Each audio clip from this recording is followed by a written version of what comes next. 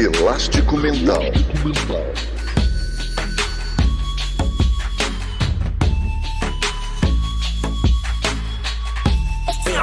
Elástico Mental. Olá, seja bem-vindo a mais um episódio do Elástico Mental, o podcast de cultura da família Café Belgrado. E eu, Guilherme Tadeu, estou aqui com Lucas Nepomuceno pela primeira vez para falar exclusivamente de um filme, Lucas. Tudo bem? Olá, Guilherme. Olá, amigos e amigas do Elástico Mental. Tudo bem? E lógico, né? Feliz Ano Novo. O Elástico Mental teve uma grande pausa aí, proporcionada muito por uma grande viagem ao redor do mundo, onde o Guilherme foi adquirir ainda mais cultura para trazer aqui para esse podcast, mas também por vários motivos aí, inclusive essa coisa chamada Réveillon, que insiste em acontecer todo ano, Guilherme. E aí as pessoas ficam com agendas muito confusas com o Elástico Mental. Você quis fazer um episódio do Réveillon. Quis fazer um episódio do Réveillon, ficou para ano que vem. O Elástico Mental teve essa pequena ausência, mas voltamos, Guilherme, e voltamos com novas regras. Ano novo, regra nova. Regra nova? Eu não tô ciente dessa notícia, tô sendo informado agora. Você estava viajando e quando a gente fez a reunião aqui para decidir quais seriam as mudanças do Elástico Mental, Assembleia. Você faltou e aí foi aprovado com 100% dos votos a mudança. Eu só topei fazer esse episódio de hoje porque a gente ia falar de Adam Sandler. Só queria dizer isso antes de qualquer novidade aí que você pode trazer. Mas eu acho que tem que ser falado aí primeiro para você ficar sabendo e depois para o público também, que tem todo o direito, sempre acompanha aí as atas do Elástico Mental. A mudança principal na ata aprovada para 2020 é não compartimentalizar mais a vida. Porque, Guilherme, a vida é para ser vivida na sua plenitude. E aí a gente não pode evitar que as coisas façam parte da vida da gente, das pessoas, desse podcast, dos ouvintes. Então, se é para falar da cultura, temos que falar da cultura de uma maneira holística, Guilherme. Então, o esporte faz parte da vida, é inclusive assunto de vida ou morte para muita gente. Às vezes no sentido figurado, às vezes não. Mas o esporte aqui agora, finalmente fazendo o seu debut no Elástico Mental, através dessa película de Adam Sandler, Kevin Garnett e grande elenco, né? Uma produção maravilhosa dos Safdie Brothers. Às vezes, Guilherme, o que falta na vida da pessoa é irmão, porque muitas vezes a gente vê aí irmãos brilhando nos cinemas, dirigindo filmes, e eu não tive nenhum irmão.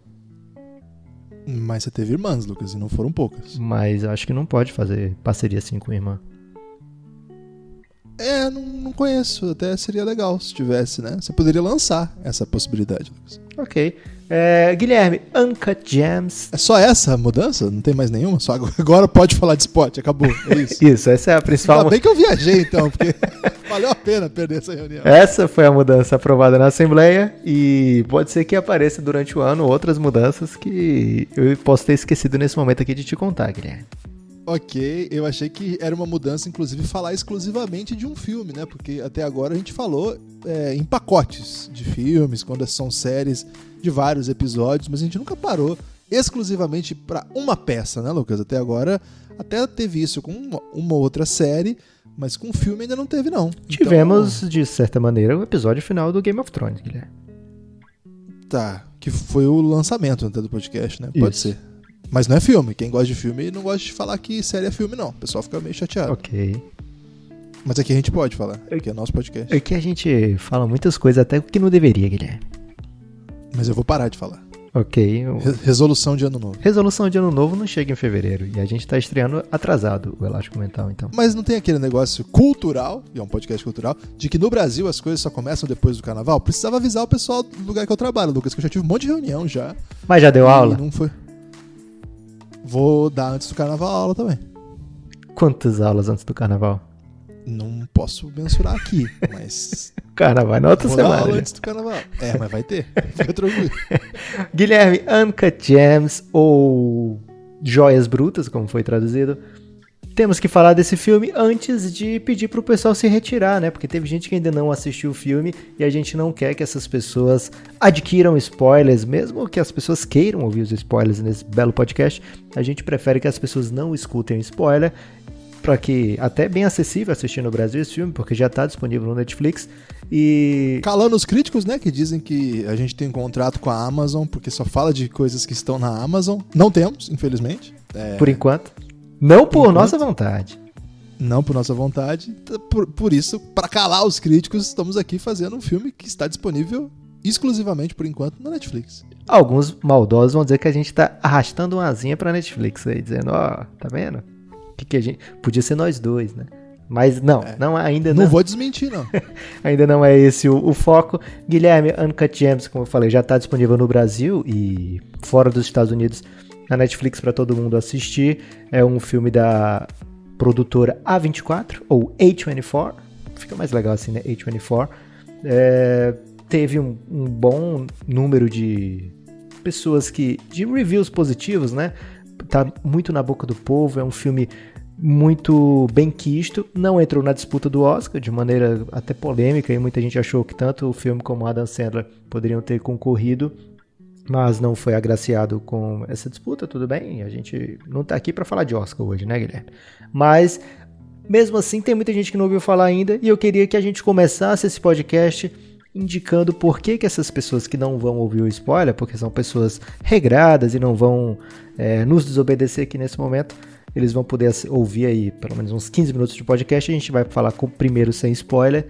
E aí, Guilherme, por que as pessoas devem assistir esse filme? Cuidado com os spoilers. Bom, primeiramente, Adam Sandler Só primeiramente? Ou primeiramente, segundamente e terceiramente? Não, primeiramente. Primeiramente, Adam Sandler fazendo um papel... Não dá pra dizer exatamente que é pela primeira vez um papel sério de Adam Sandler. Primeiro, porque não é a primeira vez que ele arrisca fazer um personagem de outro tipo do que aquele que ele sempre faz, que é ele mesmo, se dando muito bem em várias situações. Mas é pela primeira vez um Adam Sandler num filme muito bom desses sérios, assim. Os outros... Não vou ficar falando mal aqui do Adam Sandler. Estamos aqui pra isso, né, Lucas? Falar mal de Adam Sandler.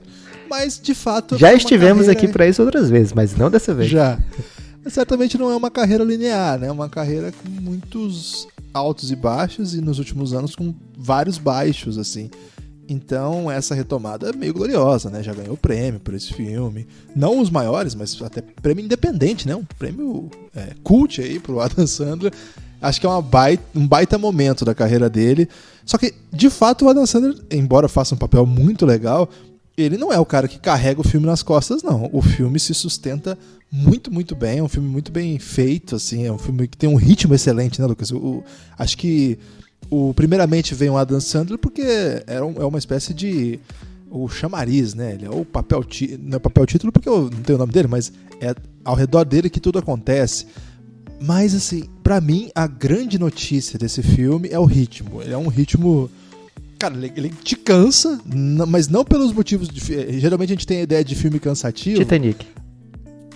Nem esse é super emocionante, mas esses filmes muito arrastados. E o vento levou.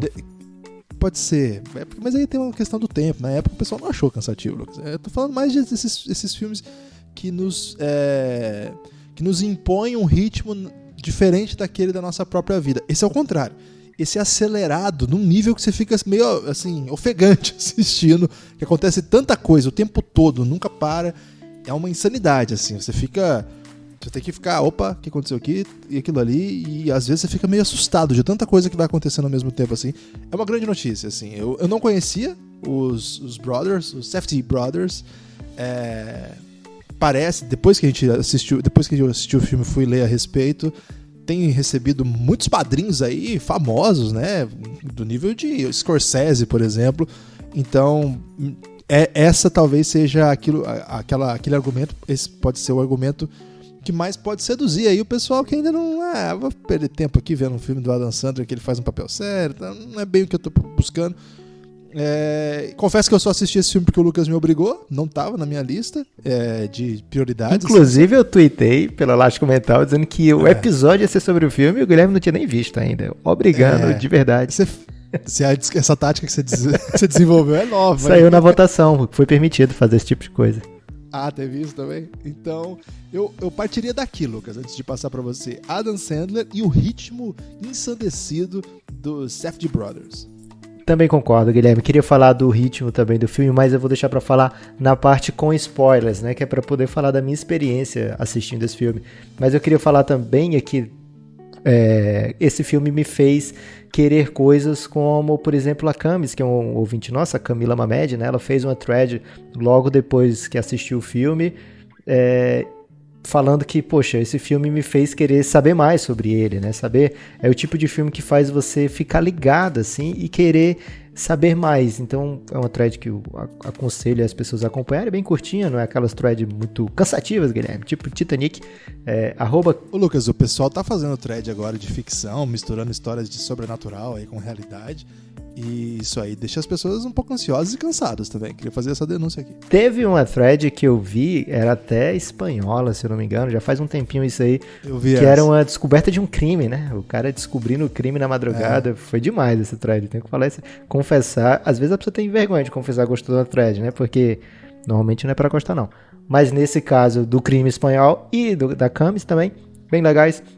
A gente vai até roubar aqui uns dados da thread dela, mas eu fui assistir entrevistas dos diretores, fui assistir entrevistas do Adam Sandler com o Kevin Garnett. Eu já tinha ouvido um podcast do Bill Simmons com eles dois, né, falando sobre esse filme, falando sobre outras coisas também, sobre a produção do filme, né, como foi conviver, o tipo de coisa que eles passaram juntos, né? A experiência do Kevin Garnett, que para quem não sabe, Kevin Garnett é um dos principais jogadores da história do basquete, não é exagero falar isso, e nesse filme ele é um excelente ator, assim, ele não compromete, né, Guilherme? É impressionante, ele até se defende quando as pessoas estão elogiando demais a atuação dele, que ele falou, poxa, mas eu tava fazendo eu mesmo, como é que eu vou errar fazer eu mesmo? Tem gente que erra, hein? Tem gente que erra, e até na entrevista com o Jimmy Kimmel fala, poxa, mas isso é difícil, tem gente que erra. Aí ele, ainda bem que eu não falei com você antes, então, pra não ficar nervoso, né? Porque ele foi tranquilo, porque, não, como eu vou fazer eu mesmo, tá de boa, né? Mas tem gente que não consegue entregar, né? A gente, por exemplo, tem um comercial muito famoso, Guilherme, de uma padaria, na época natalina, não sei se você já conhece esse comercial, que são crianças, né? As crianças ali são elas mesmas, elas estão falando alguma coisa, algum doce que tem na padaria, não sei o que, gostoso, e não fica legal o comercial, virou um meme, porque não. Mas depois... Você imagina o Ronaldinho Gaúcho fazendo ele mesmo no filme? Você acha que ia dar certo? Então, entrega o Kevin Garnett, porque quem conhece, quem acompanhou o Kevin Garnett, sabe que ele é um cara muito intenso, né? E a história do filme passa isso, né? No filme ele é isso, ele é um cara muito intenso, que ele tem as suas convicções e ele vive aquelas convicções, né? E entrega perfeitamente. E não só o Kevin Garnett, é a primeira vez que está atuando no filme. Muita gente ali atua pela primeira vez. A Julia, que faz um papel importantíssimo no filme, ela estava na ideia dos diretores, eles já conheciam a Julia, a pessoa, mas ela nunca tinha atuado em nada, né? A primeira atuação dela é nesse filme. E ela não é uma jovem assim, né? Já vai fazer 30 anos. Então, o Safdie Brothers... 30 anos é muito jovem, Lucas. Mas não é tão jovem como uma atriz de 17 anos, 16 anos fazendo seu primeiro papel. Os Safdie Brothers gostam disso, né? Tem outro cara que faz um papel chave também, Guilherme, que é o braço direito do Arnold no filme. Também é a primeira atuação dele, né? E acho que eu vou ter que falar isso na parte dos spoilers já. Mas é muito engraçado a maneira que ele foi chamado para atuar. Alguém do casting viu ele no metrô, tipo, cara, você tem muito cara de ator, vamos atuar, vamos fazer um teste. E ele já é acho que dá pra dizer que é idoso, né, Guilherme? Já? A cara de idoso. Dá. É idoso. Então muita gente que eles reconhecem, né, esse grupo de pessoas do casting, os diretores reconhecem pessoas como esse pessoal aí tem uma carinha de que vai se dar bem no meu filme, e é uma característica dele. Várias vezes eles colocam pessoas que nem esperavam ser atores para atuar, e eles, engraçado isso, né, eles estão com esse projeto já desde 2009 e do Uncut Gems, né, que até vou roubar aqui um dado da Camila, Guilherme, que a ideia inicial era ser o nome do filme The Diamond District, que é tipo o bairro dos diamantes lá, o distrito dos diamantes, aquele setor de Nova York onde se passa o filme, né? Esqueci até o que eu estava falando, Guilherme, mas o que eu queria dizer... Devia ser muito bom. Era muito bom, era uma excelente informação aqui agora para os amigos ouvintes. Você imagina aí, amigo ouvinte, que informação Você belíssima pode que você pensar em quase 3 recebeu. opções de informação que eu ia dar agora.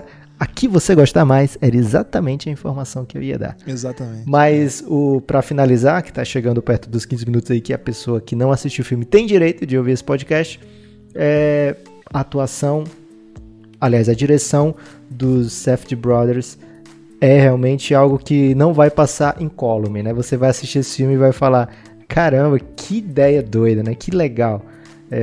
Que experiência que eu tô tendo assistindo esse filme, né? Então acho que essa é o meu motivo para você assistir o filme. Você pode até nem, sei lá, não gostar do estilo. Acho que não tem pessoas que não gostam do estilo desse filme, mas você não vai passar incólume, né? Você vai ver o filme e vai falar, caramba, que coisa aqui que aconteceu, né? Que jornada.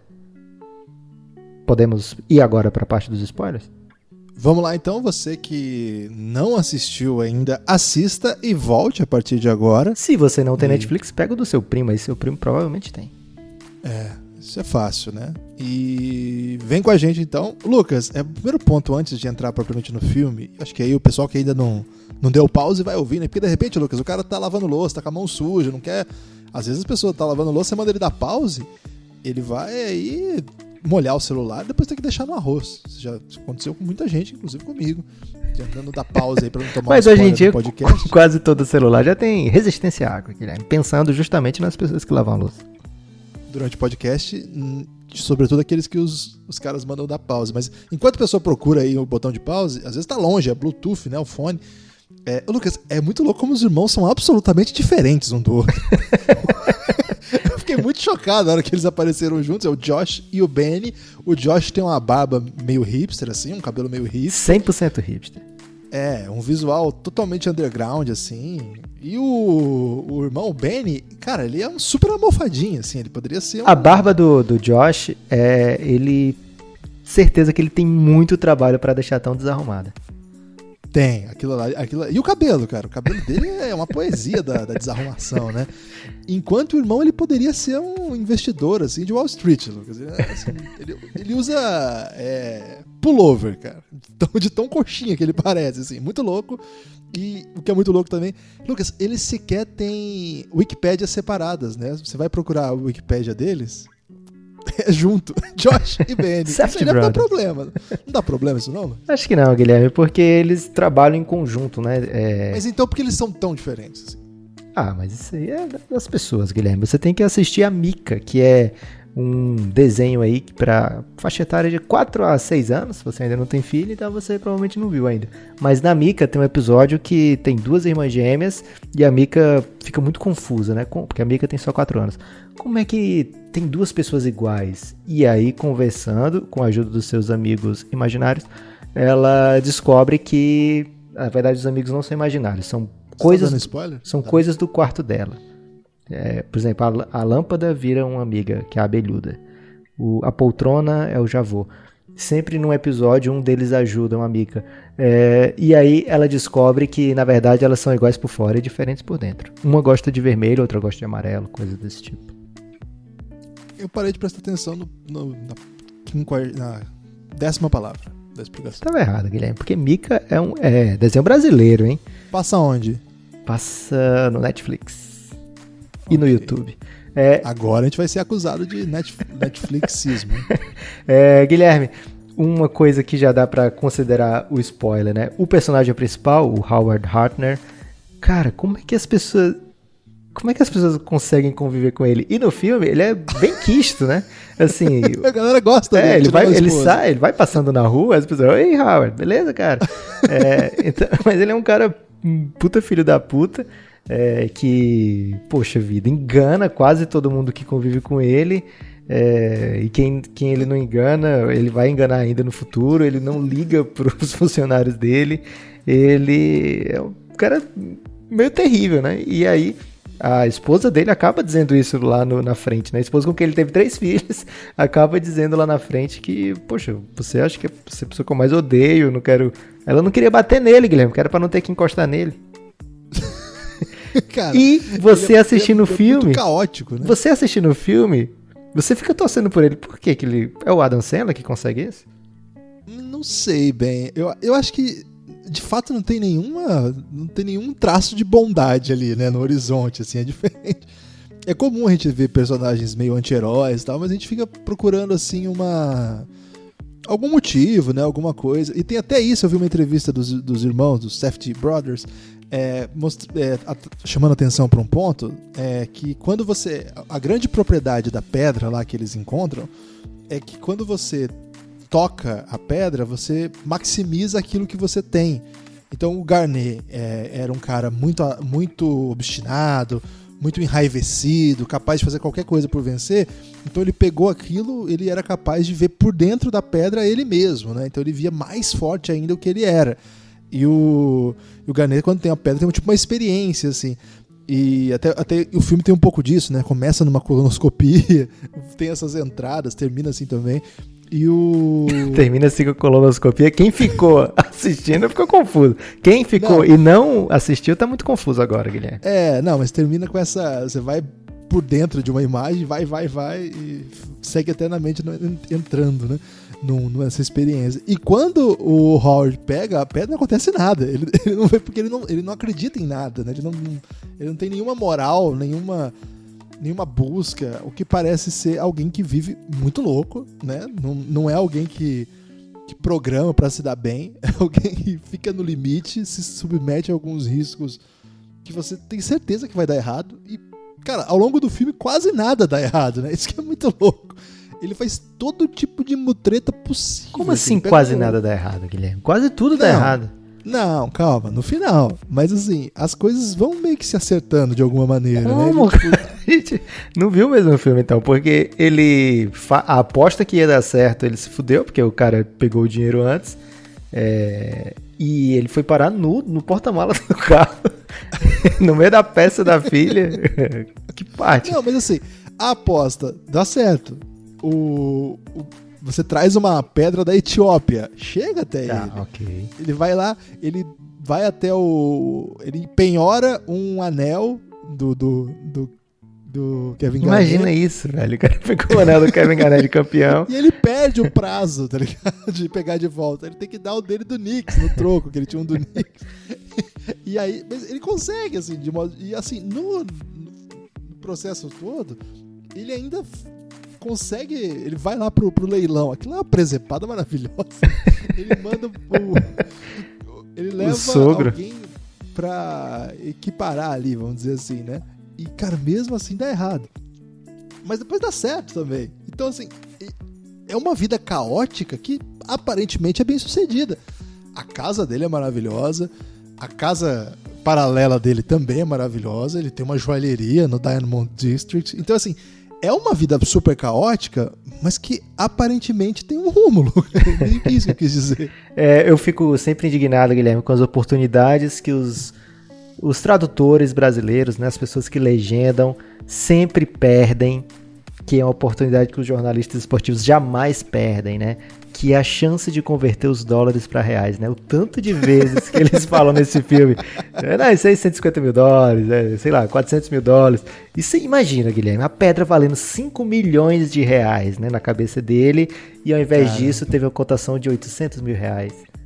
Mas o problema, Lucas, é que a moeda brasileira é muito volátil. E se você fizer isso, você vai ter que ficar atualizando o tempo todo. Mas não tem problema, Guilherme. Hoje em dia a tecnologia é muito grande. Dá pra você já indexar a legenda à bolsa de valores. Já sai. Você começa no filme falando que a pedra tá 4 milhões e no fim do filme pode estar 6 milhões já. Não tinha pensado nisso. Inteligência artificial resolve isso, né? Sobre os diretores, Guilherme, uma informação, já que agora a gente pode falar de esportes, né? Segundo a votação lá na ata, eles foram os diretores do documentário sobre Lenny Cook. E aí você vai pensar, Lenny Cook, eu já ouvi esse nome antes. É porque o Lenny Cook é um quase lendário jogador de basquete americano, que jogava na high school, na época de LeBron James, e existia uma rivalidade, né? Qual é o melhor high schooler do basquete, né? Lenny Cook ou LeBron James? LeBron James foi se tornar um dos 3 melhores jogadores de todos os tempos, e Lenny Cook sequer fez carreira na NBA. Então, para fazer esse contraponto, esses Safdie Brothers fizeram um documentário sobre a Lynn Cook, né? Mostrando já desde sempre a sua admiração, né? A sua fixação pelo basquete, e algo que eles brincam durante o filme, né? Tem uma hora que alguém fala: por que você... É um negro que fala pra um judeu, né? Por que vocês judeus são tão apaixonados por basquete, né? E assim, é muito metalinguagem aí, né? Falando deles, né? Eles são muito viciados em basquete, esses irmãos. Até por isso eles estão quebrando essa barreira aqui no Elástico Mental. Esse filme tem uma coisa curiosa, Guilherme, que a esposa do Howard, né? A esposa mesmo, né? A mãe dos filhos do Howard, ela é a voz da Elsa. Você sabia disso? Não. Quem é Elsa? Let It Go, velho. Frozen. Não tem essa Você vai dizer que você não referência. assistiu Frozen, Guilherme? Não Cara, tem como essa é que você referência. fala que dá certo a gente fazer um podcast de cultura? Lucas, não é todo mundo que tem 3 filhas, Lucas. Pô, mas Frozen, velho. Cara, o amigo ouvinte que não tem 3 filhas vai concordar comigo. Mas você não sabe quem é Elsa? Não sabe Não sei. qual a Mas, princesa inclusive- Elsa? Rainha Elsa? Inclusive, provavelmente eu chamaria de Elsa. Caramba, Guilherme, você tá muito errado. Elsa nessa. pra mim é Elsa Soares. Ela é como se fosse a Elsa Soares do Gelo. Ok, agora eu sei. Pronto. Jamais. E a es- Toda vez que alguém falar da Elsa do Frozen, vou ter essa referência. Pronto, ela é a esposa dele. Ela canta com a voz rouca também? Ela canta com uma belíssima voz, né? Mas como é do Gelo, a voz dela tá sempre ativa, sempre de boa. Ok. Boa referência. A Idina Menzel, né, que é a esposa, que também é um caso desses de pessoas que têm múltiplas carreiras, né, porque ela é principalmente cantora, né, se você procurar o Wikipedia dela, você vai ver que é uma cantora, mas ela, sim, já atuou em vários papéis em filmes, né, diferente de outros nomes. O cara que... Vixe, eu ia falar uma parte aqui que eu tenho certeza que tem gente ouvindo safadamente aí, Guilherme, ainda, então eu não vou falar. Não, pode falar, essa pessoa merece. Lucas. Então, se você... Última Lança chance, brava. né? Se você não assistiu o filme, sua última chance de dar um pause, eu vou deixar aqui 2 segundos pra você dar o pause. A pessoa que mata o Adam Sandler, Guilherme, que dá o tiro Caramba. fatal na cabeça dele no Foi momento foda de aquilo. muita doideira no filme, é o que eu falei que era a primeira vez que ele tava atuando, né? E ele foi... Poxa, o cara era um estivador, depois ele trabalhou como carpinteiro e ele foi um dos caras, um dos primeiros chamados lá quando caíram as Torres Gêmeas, né? Ele foi chamado lá pra ajudar a resgatar as pessoas, né? Então, assim, ele não tinha nenhum nada com a carreira de ator, de cinema, de nada, nem de teatro, nem de nada. É muito curioso, né? Ele foi visto no metrô e aí falaram, poxa, você dá certo nesse papel, e aí ele foi fazer o teste e se deu bem e tal, e ele convence, né? Você tendo essa notícia, lendo sobre isso depois, você pensa, não, primeiro, você tem certeza que já veio em vários filmes, né? Porque ele tem uma cara padrão, assim, desses caras que trabalham pra máfia. Segundo que, puxa vida, o cara é excelente no filme, né? Ele vende mesmo a ideia de ser esse cara, assim, né? Então, o Uncut Gems, né? Também acho que, não sei se tem a ver com isso, se eles procuraram isso, mas se fala de joia bruta, né? Então faz parte até do jeito, de todo o contexto com que os irmãos montaram o filme, montaram o elenco. Várias joias brutas, né? Várias pessoas... Primeiro, o Adam Sandler eles queriam desde 2009 e o Adam Sandler não fazia papel desse tipo, né? Outros jogadores, eles pensaram, daqui a pouco a gente fala sobre essa parte, mas já sabia que teria um contexto de basquete, também seria mais uma pessoa sem experiência na atuação, e vários outros jogadores jogadores não, players, mas no caso atores, que estavam fazendo a sua estreia, né? First timers como atores, não deixam de ser joias brutas. O ritmo, Guilherme, você chegou a falar do ritmo. Você assistiu o filme inteiro ou você teve que parar alguma vez? Eu tive que parar, né? Dizem que não é o mais recomendável, né? Pra filme, assim. Mas a vida impõe alguns prazos pra gente, né? Então eu tive que assistir em 2 partes, Lucas. Assisti o começo, assim, a primeira meia hora e no momento, depois tudo junto. Por quê? Eu queria saber... Porque como você parou, eu queria saber como é que você ficou se sentindo na hora que parou. Porque comigo foi um pouco diferente. O que aconteceu? Eu vi a primeira hora... Foi 1 hora fechada do filme. E aí... fui pra casa. Quando eu cheguei em casa, comecei, depois que eu coloquei a minha filha pra dormir, uma das minhas filhas, né, que eu tenho muitas filhas, que eu coloquei uma das minhas filhas pra dormir, aí eu fui assistir, agora eu vou assistir o resto, né, porque amanhã a gente vai gravar, acho que foi 2 dias antes de gravar. Então você não tinha terminado também de assistir quando você tweetou? Não, já tinha, foi 2 dias antes, tá? E aí eu falei, não, vou assistir logo o resto do filme. E aí tava doido pra ver o filme, né? E eu fui colocando o filme e tá no meio da gritaria, né? Porque o começo do filme é só gritaria, né? Você fica o tempo todo sentindo a intensidade, né? Você tá o tempo todo ao lado do Howard, o tempo todo, o filme inteiro. E ao lado dele é sempre tudo muito agitado, né? Ele é como se fosse um malabarista com, sei lá, 8 bolas tentando manter todas. De repente aparece um careca falando, cadê meu dinheiro? Depois alguém da máfia, né? Às vezes um careca bonzinho, às vezes é outro careca bombadão. Sempre alguém... Tem um funcionário meio puto. Tem um funcionário meio puto. Sempre alguém gritando, sempre aquela intensidade toda. E aí, eu tenho uma filha de 1 mês e pouco ainda, né? Vai fazer 2 meses dia 16 de fevereiro. Então, a minha esposa constantemente precisa de ajuda, né? E ela ficava me chamando, eu ficava pausando e indo dar atenção. E ao mesmo tempo a minha filha mais velha ainda não tinha dormido, quem tinha dormido era a do meio. E ela também precisava de alguma atenção nesse período. E eu me sentia muito inquieto, né? Quando dava aquela pausa, eu tava na pilha do filme, eu tava... à beira de um ataque, assim, né? Então eu ficava, cara, por que eu tô sendo ignorante aqui com a coitada da Maria Alice, velho? Tá pedindo, sei lá, pra comer pão e eu tô aqui falando. Eu quero pão, não! Agitado com ela. O filme proporciona isso, pelo menos em mim me proporcionou isso, né? Eu fiquei muito, muito levado dentro do filme, né? Então a Marília às vezes me pedia, amor, eu preciso de um copo d'água aqui, e eu ia assim, caramba, calma, não faz parte da realidade o que tá acontecendo aqui dentro, né? Então essa maneira que o filme consegue te envolver, consegue te colocar lá dentro, sentindo aquela adrenalina. Eu acho que esse é um dos pontos chaves para esse filme ter sido esse sucesso que está sendo, né? Até agora eu não vi reviews ruins do filme dizendo, não, esse filme não convence. Não vi, porque todas as que eu vi são, caramba, esse filme me convenceu, passei mal vendo o filme, então é muito intenso, né? E os relatos de quem viu no cinema, imagino que sejam ainda mais, imagino que sejam um jeito mais poderoso de ver esse filme, são também muito engraçados, né? Teve um momento que o diretor, não lembro agora se foi o Benny, acho que é o Benny, ele fala, porque uma das entrevistas que eu vi, o entrevistador pergunta qual foi a reação das pessoas no cinema que ele mais gostou. E aí ele disse que gostou muito de quando terminou o filme, aí 2 amigos perto dele conversando, um falou, caramba, intenso, né? Aí o outro os últimos 15 minutos do filme são, assim, muito agitados. Aí ele ouviu e perguntou, de qual parte você tá falando? Aí ele, a partir de tal parte. E aí quando o cara fala essa parte, faltam 50 minutos pra terminar o filme, 45 minutos pra terminar o filme. Ou seja, o fim do filme pro cara ali, aqueles 15 minutos, na verdade são 45 minutos, mas tão intensos que foram, o cara pensa que passou muito rápido, assim, muito... nem percebeu passar o tempo, né? E é uma doideira. Eu acho que é a partir da aposta final ali, né? Acho que esse é o thriller radical.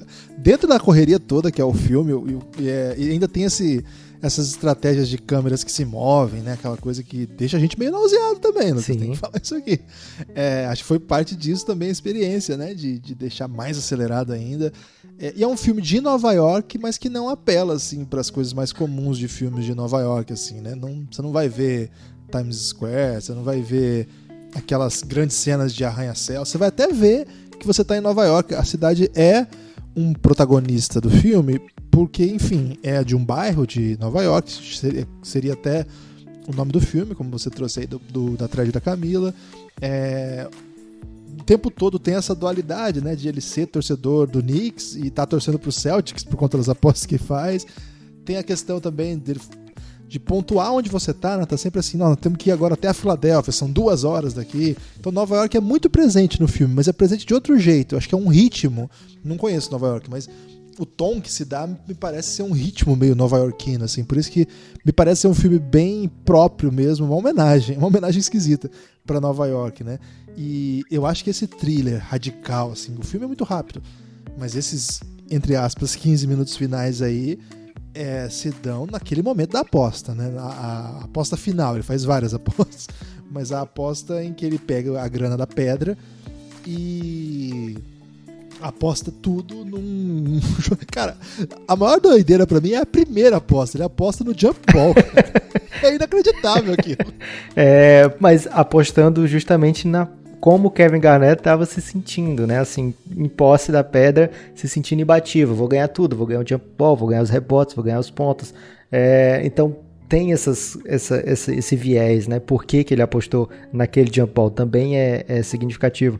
E essa parte dele de ser um malabarista é muito, nessa parte final do filme, chama muita atenção, porque ele não tinha pra que chamar o cara pra pagar, né? Ele tava com toda a intenção de pegar o dinheiro da pedra e pagar o cara. Ele chama o cara deixou ele na rua, apanhou e parecia que, não, por enquanto é isso mesmo, né? Não, tem gente aqui, eu não vou te matar, então fica aí de boa, vou te dar um tempo aí.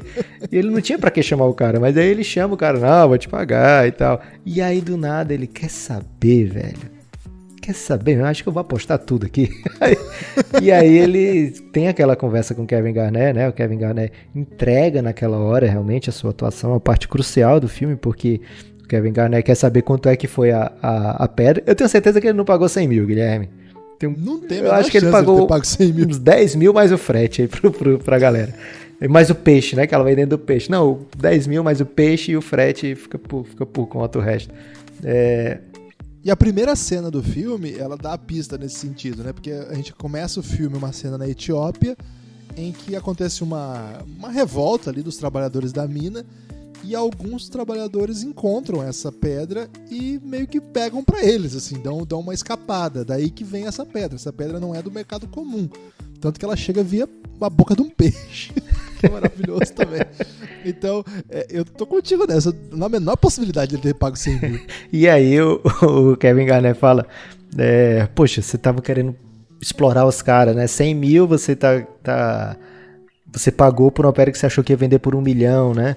Ele não pagou 100 mil não, Kevin Garnett. Ele tá fazendo isso pra você não matar ele quando ele falar o preço. Mas, e aí nesse papo ele tem essa inspiração, né? Ele fala de como é o Kevin Garnett jogando, e ele tem a inspiração, quer saber, o Kevin Garnett vai destruir esse jogo hoje, eu vou apostar tudo aqui. Ele podia ter apostado, sei lá, eu vou pagar aqui 100 mil pro Arnold, eu vou apostar o resto, né? Tenho 75 mil aqui na mão, o resto, 65 mil, porque o Kevin Garnett já descontou a parte do The Money lá. Tinha 65 mil, ia dar uma bolada ainda se ele aposta o resto, mas ele é sempre querendo aquele algo mais, né? Um sujeito realmente intragável. Eu lembro de outro filme, Guilherme, que é o Dick lembra, já não lembro o nome, né? Que é aquele filme com o Matt Damon e o Leonardo DiCaprio, Os Infiltrados, é isso que chama? Acho que é isso mesmo. Pois é, Os Infiltrados, que eu torço boa parte do filme pro Matt Damon. Eu sei que ele é o vilão, mas pô, eu gosto tanto do Matt Damon que eu fico torcendo pra ele lá em boas partes do filme. Eu tenho que me policiar pra não torcer pra esse cara tão otário. E nesse filme do Adam Sandler acontece isso também, né? Você fica, caramba, vai dar certo, né? Vai dar. Já tinha parecido que ia dar certo naquela primeira aposta, que ele aposta o dinheiro do anel do Kevin Garnett, mais outro dinheiro que ele não lembra agora como é que ele consegue, se ele pegou emprestado, como foi, mas ele aposta por volta de 40 mil, já ia dar uma grana boa para ele resolver muitos problemas. Aí o cara tinha parado a aposta, né, porque aquele dinheiro não era dele para apostar, e aí o cara parou a aposta, ele fica sem... Você sabia que aquele cara que faz o papel do book, como é que se fala book em português, Guilherme? Esse cara que não existe, né? Porque não é legalizado, né? Mas agenciador de apostas. Esse agenciador de apostas é o Mike Francesa, né? Um dos grandes nomes do rádio americano, rádio esportivo americano, talvez o maior nome. Ele é que faz esse papel também, primeira vez que ele faz um papel desse tipo. Tem rappers também. Ô, Lucas, eu tô pensando aqui que, na verdade, esse filme tá dando um tapa na cara dos atores, hein? Porque eles pegaram qualquer pessoa aí e todos brilharam. Tem um ator que eles convocam pro filme que é o vizinho do Howard, né? Que ele aparece 2 segundos no filme. Aquele cara é muito famoso, que ele pede pro filho dele usar o banheiro no fim ali do filme. O primeiro que diz... Nada não, a ver aquilo também. Aquele cara fez o papel dele mesmo no filme, né? Ele aparece 2 segundos e não deixa o menino usar o banheiro. Aí o menino fala, que babaca. Ele, não, o cara é uma lenda, deixa ele aí. Então tem vários desse tipo de coisa que deve ter ajudado a formar também esse hype no filme, né? Um filme super hypado. Esse filme que já chegou com memes que já existiam, né? Com aqueles Furbyzinhos do começo do filme. Já era meme antes do filme, antes de sair trailer até. Então, não lembro como é que eu cheguei na parte do Furby aqui, Guilherme, mas esse fim do filme... sim, na parte que ele decide fazer a aposta, né? Que é o momento final, assim, não, agora vai resolver, né? Agora é o final do filme, ou dá certo ou dá errado. Mas os caras, eu tava doido pra falar pros caras, Guilherme, que a aposta que ele fez era totalmente plausível naquele momento, né? O Boston ganhar do Philadelphia em casa, jogo 7, a gente acompanhou essa série aí, Guilherme, a gente sabia que o Boston ia ganhar. Kevin Garnett bem, poxa, o Kevin Garnett nessa série, jogando em casa, aliás, é brilhante isso aí que eles fazem, né? Eles pegam um ponto exato do tempo e acho um jogo real, né? Um jogo real, né? Eles sempre tiveram essa ideia de usar jogos reais, mas daqui a pouco a gente fala sobre a parte do esporte, mas era uma aposta digna, boa, né? Mas o cara tava apostando dinheiro que não era dele, acaba vindo cobrar o preço. Eu passei o filme inteiro, Guilherme, com a sensação que ele ia morrer a qualquer momento e o filme entrega, né? Ele morre no fim. Eu não tava com esse hype dele morrer não, Lucas. Eu fui pego desprevenido aí.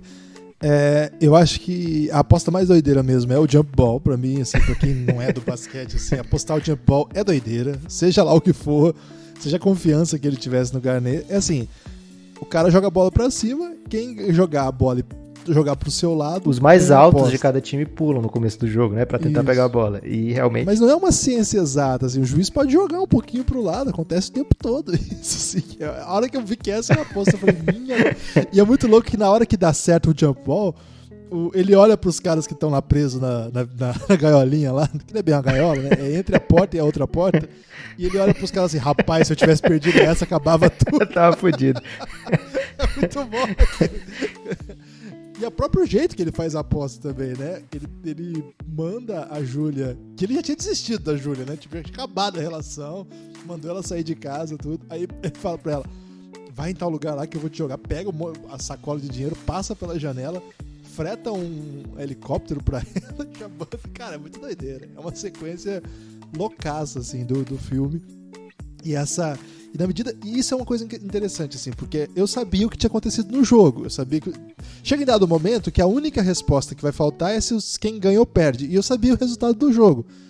Mas, E assim, eu tava ciente de que ele ganharia a aposta, então. Isso durou uns poucos minutos, não foi tantos minutos assim. Eu assisti com a Vanessa do meu lado, minha esposa. Ela não tinha assistido, ela não sabia o resultado do jogo. Ela ficava assim, meio ansiosíssima, né? Quem ganhou? Quem ganhou? Fala pra mim, querendo saber do jogo pra saber se ele ia ganhar ou não a aposta, né? E ela assim, fala pra mim quem. Eu falei, espera, assiste o filme. Fala pra ela, assiste aí, né?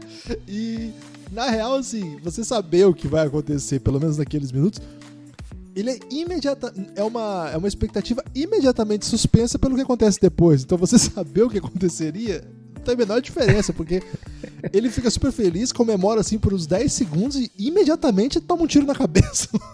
Cara, foi exagero ali. Não curti ali o Nico, né? O Nico tem que controlar os ânimos dele, Guilherme. Aquele momento ali não era pra acontecer. E do nada ele saiu daquela posição de, sei lá, braço direito, capanga, né, do cara pra... Não, vou resolver essa porra aqui. E o cara é barra pesada, então... Se dá pra tirar alguma coisa desse filme cuidado com a galera barra pesada que você anda. Guilherme, uma parte do filme que é muito importante no filme é essa relação dele com a Julia, né? Com a Julius, que é a amante que depois vira a oficial dele, né? Assim, pode não ser, os filhos não sabem, ninguém sabe, mas é uma relação teoricamente estável já que ele tá com a Julius. E... queria que você desse a sua leitura dessa relação, porque a atriz, a Julia Fox, aliás, um super nome de atriz, eu não sei como é que ela não foi atriz antes, Guilherme. Até tô desconfiando Fox, né? se esse nome é de verdade dela ou se é um nome artístico. Julia Fox, e com o talento que ela curioso, não existia ainda, né? Esse nome não tem sido usado por ninguém. Pois Julia Fox. Bizarro. E com o talento que ela demonstrou ter, os irmãos estão mais do que certos de lançá-la nesse papel. Mas essa relação é vital no filme, central, né? Muito central no filme, talvez a mais central de todas. E a Julia Fox, numa entrevista, falou: eu acredito que eles realmente se amam, os dois, né? Você ficou com essa impressão vendo o filme? Acho que sim, fiquei. Mais dela pra ele do que dele pra ela. Assim. Também acho. Ele pra ela meio que... Ele ficou muito puto quando ele viu com o Weeknd lá, né? O rapper, que também faz a ele mesmo. E meio que abre mão, assim. Se ela não vai atrás, acho que ele até tem uma bad, assim, que ela meio que... Ele pede pra voltar pra esposa. Bem louco ele. Meio desespero, assim, né? Então, eu acho que dela, sim, né? E ela parece ser bem incrível mesmo, né? Mas é um personagem muito forte também, né? É uma relação super esquisita, né? Porque ela trabalha pra ele, mas no dia que ela quer, e ela faz umas vendas meio obscuras, e que ela fica ali muito próxima, no caso aí do Weeknd, próxima o suficiente pra desagradar o relacionamento que ela tinha. Só que assim, no momento que ele rompe com ela, assim, no dia seguinte ela já limpa a casa inteira, deixa uma música rolando lá e vai embora, né? É um papel muito forte mesmo. É muito legal, não conhecia também a atriz. Nem era atriz, mas imagino que agora vai se tornar, né? Foi muito elogiada, ganhou assim, muito review positivo. Mas essa sim, eu acho que o Kevin Garnett não vai fazer filme. Acho que todo mundo que assistiu o filme pensou na hora que ela tava chegando em casa, que ele fica escondido no armário, que ela ia chegar com alguém, né? É muito legal isso. Eu tinha certeza que ela tava tramando alguma coisa contra ele. E ela até entra com umas ideias erradas assim, no telefone, né? Uma coisa meio obscura, assim, mas rapidamente não, né? Acho que eles criam esse clima mesmo de desconfiança, de uma relação que não deve ser real, isso aqui, porque ele tem muita grana e tal. Mas não, né? Tanto que ela tava com uma grana ali pra fazer o que quisesse, né? Uma grana numa sacola. Ela podia, de fato, fazer o que quisesse. E vai lá e faz a aposta que ele pediu. E em momento nenhum ela pareceu não confiável nesse aspecto, né? Ali na cena com o rapper, eles também deixam esse buraco, né? Ela jura o tempo todo que não aconteceu nada. E antes do momento mais, digamos assim, quente da cena, ela também meio que colocou uma barreira, assim, não. Mas aí eles fecham a porta, assim, também não dá pra saber, né? Eles não deixam muito claro. Quando ele chega e abre a porta, eles estão usando psicotrópicos só, Lucas. Não tinha nada que insinuasse outra coisa. Mas isso também não fecha, né? E ela, em dado momento, fala alguma coisa no sentido... eu tento não decepcionar, mas você não sabe como não é fácil isso, né? Uma coisa meio que tentando dizer... Não, eu sei que talvez eu não seja... do jeito que você queria, mas não é fácil, meio que eu tento, assim, eles meio que se entendem, né, antes dele morrer, assim, e chega no momento final, ainda tem aquele piloto de helicóptero escrotado, assim, ficava falando, eu ganhei muito dinheiro, eu tô muito rico, vamos lá pro meu hotel, aí ela aparece lá, pra fugir do cara, né? E no final ele que cata dinheiro ainda. Ela é muito resourceful, né? Muito esperta, desenrolou várias coisas ali no fim. Ele é tão otário que ele tem um filho que ele gosta, acho que os outros dois ele não curte. É muito babaca esse Howard, velho. E o papel não é inspirado no pai dos diretores, né? Mas o pai dos diretores trabalhou naquele distrito por muito tempo, né? Acho que 8 anos que eles moraram por lá.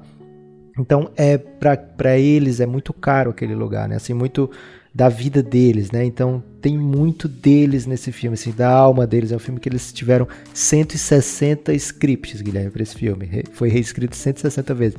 Não sei se eles saíram contando, né? O tipo de script, ou se é um número que eles... Acho que eles combinaram um número aí, que eles saíram falando. Mas pelo tanto, e já chegando na parte final do podcast, pelo tanto de jogadores que eles consideraram, né? O primeiro nome que eles pensaram era o Amário Stoudemire, porque o Amário Stoudemire é do Knicks, e eles são o Knicks, né? O Adam Sandler é Knicks. É judeu, né? É um Black Jew. Sim, o Adam Sandler é Knicks, os irmãos Safdie são Knicks, todo mundo ali, a cidade é Knicks, né? Então eles queriam o Amário Stoudemire, e o Amário Stoudemire teve um deal break aí, Guilherme. Você consegue adivinhar o que foi? Não tenho a menor ideia, Lucas. Ele não quis deixar o cabelo igual da época que jogava, que era raspado. Sério? Já pensou, cara, o Amário Stoudemire. Ele sempre tomou decisões questionáveis na carreira. Essa é mais uma. Tá jogando ainda, né? Esse dos cotados é o único que ainda é profissional. Mas... Ah, não. Desculpa, mentira. Ele tá jogando ainda. Big 3, ele tá jogando agora? Não, tá jogando Euroliga, inclusive. Você tá de zoeira, velho. Mas aqui não é assunto pra isso. Isso aí não passou na reunião, não. Ok. Aí depois eles pensaram em Kobe Bryant, um dos maiores da história também, até acima do que o Kevin Garnett, digamos assim, basquetebolisticamente, no panteão do basquete está um pouco acima do Kevin Garnett, na maioria das opiniões dos analistas, e que faleceu recentemente, né, num acidente de helicóptero. Teria sido muito louco, né, porque o filme está previsto para sair 31 de janeiro ao redor do mundo, né, e foi um pouco antes disso que aconteceu o acidente do Kobe. Mas talvez não acontecesse, né? As coisas seriam muito diferentes. Mas é um tipo de jogador que também eu acho que faria o papel muito bem. O Amar'e Stoudemire, eu tenho certeza que ele estragaria o papel, Guilherme. O Amar'e Stoudemire eu não boto fé não. Mas o Kobe certamente entregaria, né? Ele tem um pouco desse estilo do Kevin Garnett de intensidade e também de carisma frente às câmeras, né? Então não tenho dúvida que daria certo. Acabou não dando certo. Ia ser difícil, como até eles explicaram, os diretores explicaram, para encaixar basquetebolisticamente, né? Porque a série, o filme se passa durante uma série de playoffs onde os times jogam ali entre Boston e Filadélfia, que são pertinhos de Nova York todos dois, né? E o Kobe Bryant jogou a carreira inteira em Los Angeles, do outro lado do país, então teria que ser em jogos específicos, né? Porque nessa série eles encaixaram da maneira que o Kevin Garnett jogou bem alguns jogos da série, jogou mal outros jogos da série, estatisticamente, né? E coisa da vida real, né? Não precisou inventar a história da NBA, né? Então tinha que ser o Kevin Garnett. Segundo consta, Lucas, eles até escreveram o roteiro para usar um jogo que o Kobe fez 61 pontos no Madison Square Garden. Só que depois, na reta final, o Kobe meio que falou para eles que ele não queria mais atuar, não. Ele tava na pegada mais de dirigir. E foi isso aí que acabou melando. Cara, ganhador de Oscar, né, Guilherme? Ganhou o Oscar. Aí, diferente do Uncut Gems aqui, fica esse shade aqui pra eles.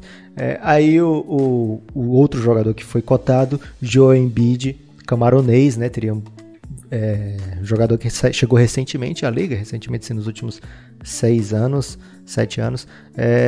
aos Estados Unidos. Então ele era africano, né? Então teria também essa pegada de se apaixonar pela pedra, por ser uma coisa que veio lá da África e tal.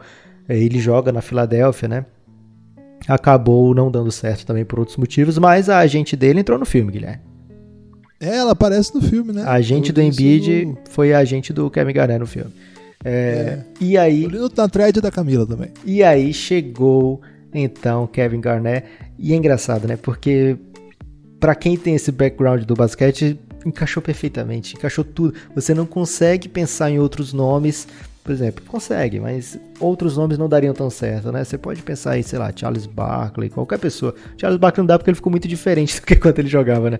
Mas outros grandes nomes do basquete, você pensa e você, pelo menos eu acho que não daria tão certo como deu Kevin Garnett, tanto no quesito atuação como o jeito que se encaixa na história, né? Porque se fosse uma pessoa que joga pouco naquela área, teria que passar muitos dias sem a pedra, né, o Howard, né, e aí ficaria meio um buraco no filme, assim, né, enquanto no Kevin Garnett uma série de 7 jogos dura, sei lá, 2 semanas, encaixa perfeitamente no tempo daquele filme, né, dá pra ficar o tempo todo aquele ritmo acelerado.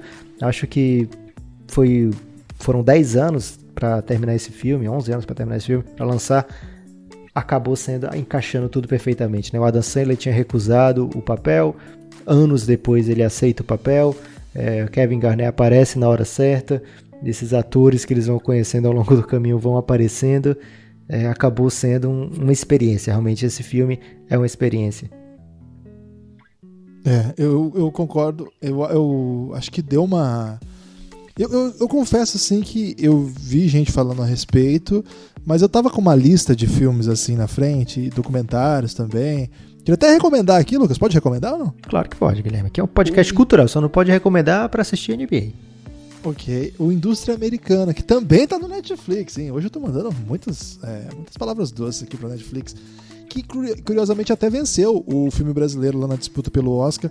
Cara, é bem legal. Assistam aí. A Indústria Americana, eles tentam implementar em Ohio os métodos chineses, uma empresa já fechada da General Motors em Dayton, Ohio, e uma fábrica de vidros chinesa compra essas instalações, tem lá a sua estrutura estabelecida e tenta montar com alguns engenheiros chineses, alguns empregados chineses e a massa de operários norte-americana os métodos chineses na produção. Cara, é incrível esse documentário.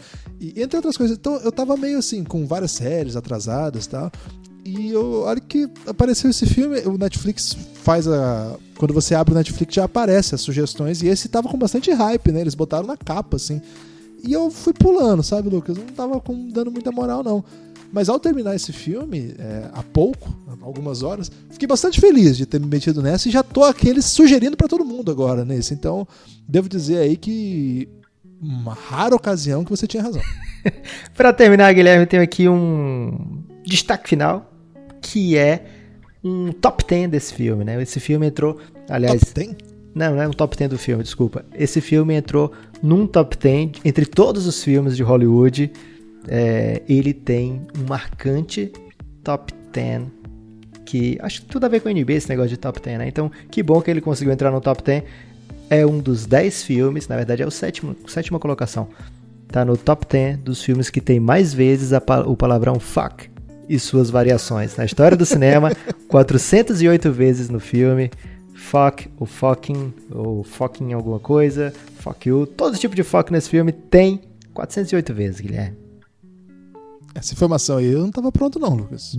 Sétima posição no top 10. Devo confessar que me pegou bastante distraído, até desprevenido, devo dizer. Guilherme, eu tenho uma última... Outro destaque final? Não, agora é um apelo, que é o seguinte, o Guilherme no ano passado, né, vou chamar de temporada passada, pode chamar de nova temporada agora do Elástico Mental? Eu acho meio pobre, mas tudo bem. Mas aqui é de cultura, Guilherme, a gente fala de muito de série, acho que tem que ter esse negócio de temporada.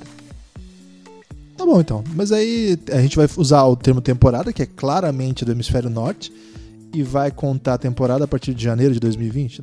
Pra mim fica meio confuso. A gente pode ficar mudando essa temporada, Guilherme. A gente começou em abril, acho que a gente pode fazer uma temporada agora, depois no meio do ano já muda outra temporada. É porque você não tá aparecendo nas atas, Guilherme, aí tá complicado. A gente faz a assembleia. Não, me convenceu. Então agora nessa segunda temporada, o Guilherme tentou implementar na primeira que o e-mail voltou, né, que as pessoas gostam de mandar e-mail, e nessa segunda temporada a gente vai fazer um teste padrão aí, se as pessoas acharem que o e-mail voltou realmente, ou se querem, porque às vezes o e-mail voltou e as pessoas não querem que ele volte, Guilherme. Aí ficam jogando contra. Mas se as pessoas querem mesmo que o e-mail volte, você vai lá em elasticomental@gmail.com. Aliás, você vai no seu e-mail, que não é esse, você vai mandar um e-mail para esse, elasticomental@gmail.com, e vai falar sobre esse filme, sobre algum filme que você queira que a gente fale aqui no Elástico Mental, de preferência que não seja filme de idoso, porque o Guilherme tem a tendência de dormir em filmes que não são jovens. Então... De jovem eu durmo também. De jovem dorme... Você dormiu nesse filme? Não, esse não. Então, filme aí nesse estilo que não deixa um idoso dormir. A gente vai ler aqui o e-mail, vai debater, assim, certamente vai responder a você. Mas se você realmente quer que o e-mail volte, ou se você concorda com a volta do e-mail, manda esse e-mail, senão a gente já vai abandonar esse projeto aí e vai partir para alguma rede social jovem, tipo Orkut. O pessoal tá muito no... TikTok agora, Guilherme. O que é isso aí? Você não sabe? O TikTok é aquele que tem uma musiquinha, ou uma dança, algumas... tem sempre uma musiquinha e uma pessoa dançando. Cara, nunca ouvi falar disso, de verdade, assim. Você vai ter que fazer o TikTok do Elástico Mental. Não vou fazer. Algum recado final, Guilherme? Eu queria mandar um abraço para todo mundo que tem ouvido o podcast e pedir para que nos ajude, né? Continue nos ajudando, a audiência está bem legal mesmo, então continue nos ajudando a difundir esse projeto, né? A divulgar por aí, inclusive, para pessoas que você não gosta, e para pessoas que você gosta mais ainda, evidentemente. Temos muitos outros podcasts aqui. Se você chegou aqui por acaso e caiu aqui de paraquedas, ouviu esse episódio e gostou, volte aí no nosso feed que a gente tem vários episódios. A gente foi, Lucas, provavelmente um dos primeiros podcasts do Brasil a falar de Fleabag, por exemplo. Hoje, uma série premiadíssima aí. Podemos mandar esse autoelogio aqui, né? Acho que Fleabag tá devendo aí um agradecimento, Guilherme, porque depois que a gente fez o podcast, não parar de ganhar prêmio. Verdade. Temos um episódio exclusivo sobre o Brad Pitt, que chama Pulo do Gato. Temos um episódio sobre filmes de 1999, uma grande passagem aí. Temos um episódio, uma passagem sobre os filmes de 99. Temos um episódio sobre o choque de cultura recente também, que falamos bastante aí sobre esse fenômeno cada vez mais famoso aí, tomando o Brasil. Modern também tivemos Love. um episódio Modern Love, um episódio longo de Modern Love, que a gente passa por todos os episódios da série. E você não assistiu ainda a série, você começa lá a assistir o primeiro. Ouve o podcast, tem um momento que a gente vai mandar você parar, porque senão vai começar a tomar spoiler. E aí a gente vai episódio por episódio comentando. Então você pode ir assistindo, ouvindo. E no último episódio falamos aí sobre a música nos últimos anos, assim. Então, fiz um resumão aqui do que a gente tem feito. Espero que você acesse aí nosso arquivo e nos ajude a divulgar. Precisamos da sua ajuda. Siga nas redes sociais, principalmente Twitter. Instagram, nossa, quase não existe, gente. Mas tem lá, mas não existe. Mas o Twitter é muito forte. O Instagram você segue e não fala pra ninguém. Você segue, Isso. mas não conta, ele tem Instagram. Não faz isso não, porque vai ficar feio pra gente. Isso, mas Twitter você pode divulgar e mandar mensagem, dar sugestões de episódios. À medida da audiência, à medida que as pessoas vão chegando, a gente vai continuar desenvolvendo. Tem esse compromisso nosso aqui de fazer novos episódios. E se por acaso a gente estiver demorando, o Lucas vai lá e vai fazer um post prometendo alguma coisa. E aí eu vou me obrigar a assistir o que ele postar lá. Só isso, Lucas, por enquanto. Forte abraço, Guilherme. Até a próxima. Elástico Mental.